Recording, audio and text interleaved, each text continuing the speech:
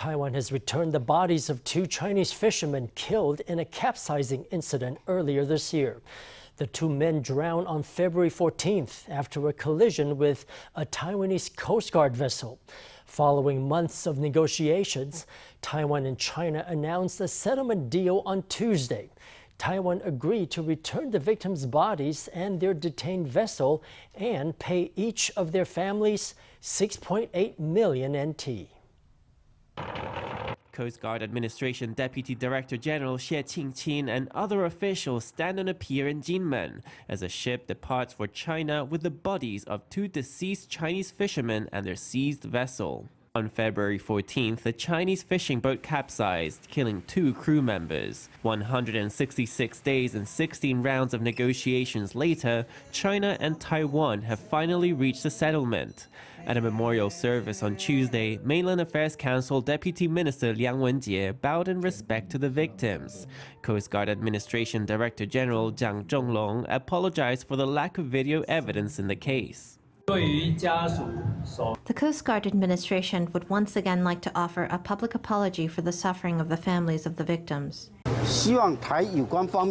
We hope the relevant authorities in Taiwan will shed light on the incident and ensure that such malicious incidents do not occur again.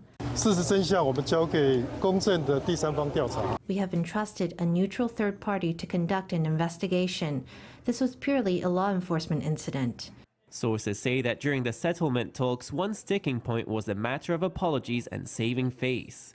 Initially, both sides of the strait refused to relent, resulting in a stalemate. Ocean Affairs Council Minister Guan Biling played a key role in resolving the impasse. She helped to soften Taiwan's stance from an assertion of sovereignty and a defense of law enforcement operations to a position based on humanitarianism and respect for the deceased.